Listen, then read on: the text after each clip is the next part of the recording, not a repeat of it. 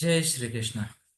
तो एक सवाल आया है और वो है रिलेशनशिप कंसल्टेशन या रिलेशनशिप काउंसलिंग के बारे में डीएमआईटी के माध्यम से कैसे हम आगे बढ़ सकते हैं। और सवाल ये है, मैम ने पूछा कि क्या हम ये कह सकते हैं कि डव के साथ यही पर्सनैलिटी जाएगी अच्छे से या इसके साथ ये होगा। That is the real, real नहीं, दैट इज द रियल नहीं है ना, तो क्या है वो क्वेश्चन, है ना।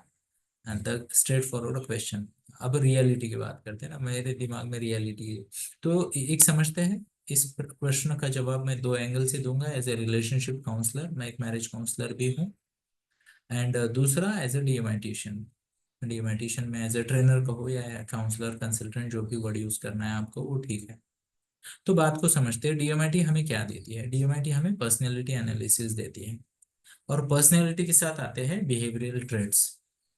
दूसरी बात, डीएमआईटी से हमें पूरा प्रोफाइल समझ में आता है, जिससे टेंडेंसी समझ में आती है ना। कल मेरे पास एक केस आया था, कल यानी लिटरली कल शाम की ही बात है। एक रिलेशनशिप काउंसलिंग केस मेरे पास आया और वो डीएमआईटी के माध्यम से था। सिर्फ यहाँ फैक्टर ये था कि लड़का और मम्मी दोनों में पंगे हो रहे थे। तो उन्होंने मुझे प्रोफाइल दिखाया, एंड प्रोफाइल में उसका जो पर्सनैलिटी है वो वर्ल है, और W4 यानी इलोंगेटेड स्पाइरल वर्ल है उसका पर्सनैलिटी पे। यस।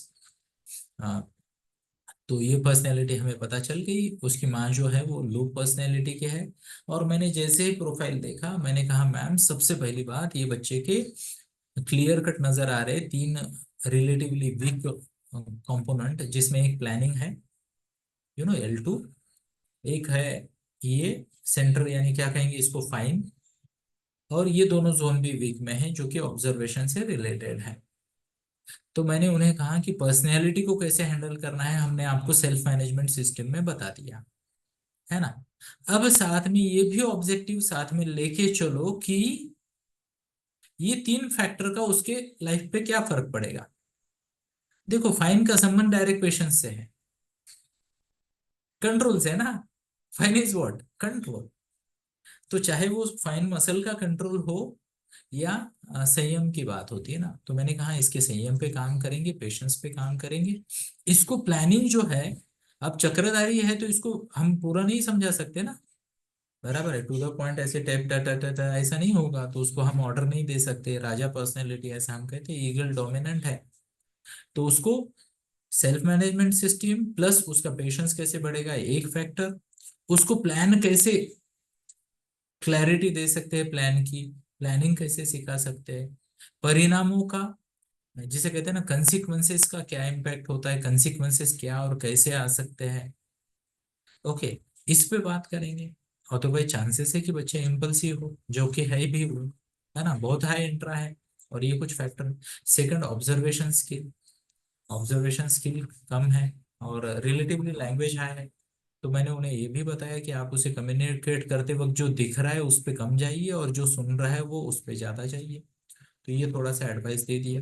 फिर मैंने उनका खुद का भी प्रोफाइल देखा, है ना।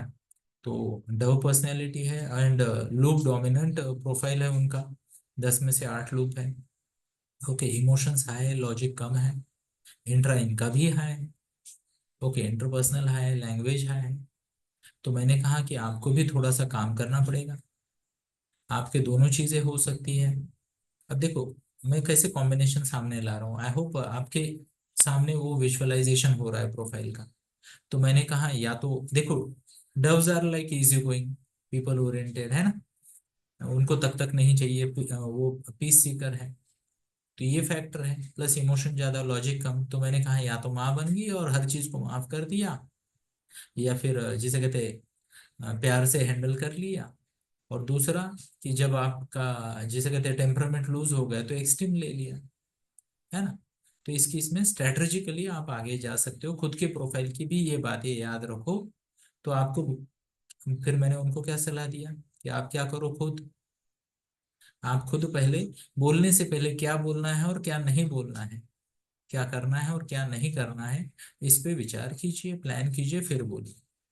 मतलब क्या बोलना है और क्या नहीं बोलना है, मतलब तो ये डोमिनेंट पर्सनैलिटी है, तो इसको बहुत ज्यादा इमोशनल और इधर उधर के प्रॉमिसिंग शब्द मत बोलो, पकड़ के रह बैठेगा।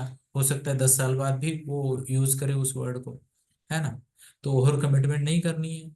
यस, ये बात याद रखो, क्या बोलना है, तो आदेश नहीं देना है। डोमिनेंट पर्सनैलिटी है तो क्या करेंगे, उसको ठीक से समझाने का प्रयास करेंगे, एग्जाम्पल देंगे, इंफॉर्मेशन देंगे, ज्यादा पुश नहीं करेंगे, बट सबकॉन्शियस की प्रोग्रामिंग करने की बात करेंगे। सेकंड, क्या नहीं करना है, एक बात हो गई बोलने की, करने की। इम्पल्सिव होके इमोशनल ड्रामा नहीं करना है। चक्रधारियों को फर्क नहीं पड़ता, वो they can be extremely rude as well, है ना। आपको ही हर्ट हो जाएगा, आप ही मुश्किल में फंस जाओगे। ठीक है, तो ये बात हो गई। अब बच्चा मेरे सामने आया नहीं, अदरवाइज यही सेम प्रोफाइल को रिवर्स वे मैं बच्चे को भी समझा सकता था। यू कैन इमेजिन कि मैं क्या बोलता, है ना, उसके बारे में। तो ये एक फैक्टर आ गया। ओके, अब दूसरी बात भी उतनी ही जरूरी है कि लाइफ में जिसे कहते हैं एक्वायर्ड इंटेलिजेंस, जीवन के तजुर्बे ने उसको, तजुर्बों ने उन्हें क्या सिखाया है, तो वो भी फैक्टर हम दिमाग में रखेंगे, अपने माइंड में रखेंगे। यस, कि क्या सिखाया है जीवन के तजुर्बे ने, है ना।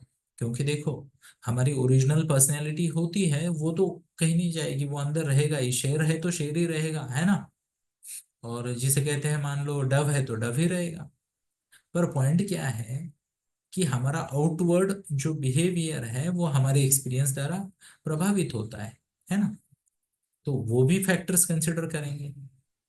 जैसे मान लो ये बच्चा है, तो इसको लेजीनेस की आदत लग गई, और इनके रिलेशनशिप का मूल जिसे कहते हैं ना बेस है, बेस इशू क्या है, बच्चे की आदत है।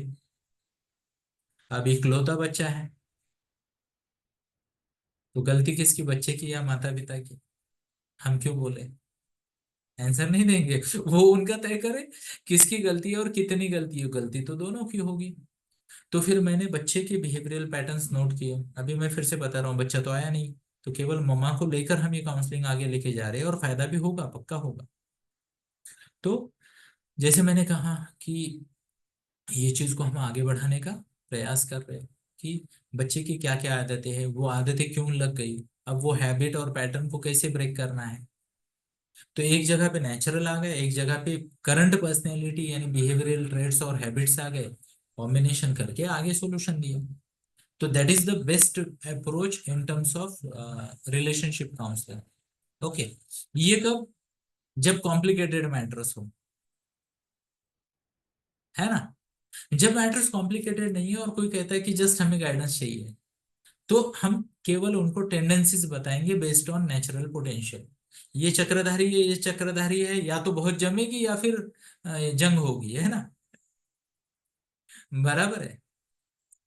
मान लो एक चक्रधारी है, एक लूप है, और इसका आपने एडवांस ट्रेनिंग में, अगर आपने एडवांस ट्रेनिंग किया होगा, तो आपको उसमें भी समझने में आएगा कि क्या क्या ट्रेड्स होते हैं, क्या क्या पैटर्न्स होते हैं, और कैसे कॉम्बिनेशन, जिसे कहते हैं, मैंने डे टू डे लाइफ के एग्जाम्पल देके काफी अच्छे से समझाने का प्रयास किया है, तो आप उसको भी रिविजिट कर सकते हो जानने के लिए।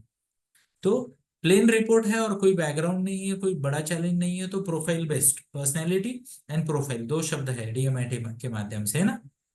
एक है पर्सनैलिटी और एक है प्रोफाइल, 10 का कॉम्बिनेशन कैसा जा रहा है ना, कौन सी एनर्जी ज्यादा है या कम है। तो उस तरीके से हम उनको गाइडेंस कर सकते हैं। तो मुझे लगता है मैं मेरी बात को आप तक पहुंचा पाया। Thank you. जय श्री कृष्णा।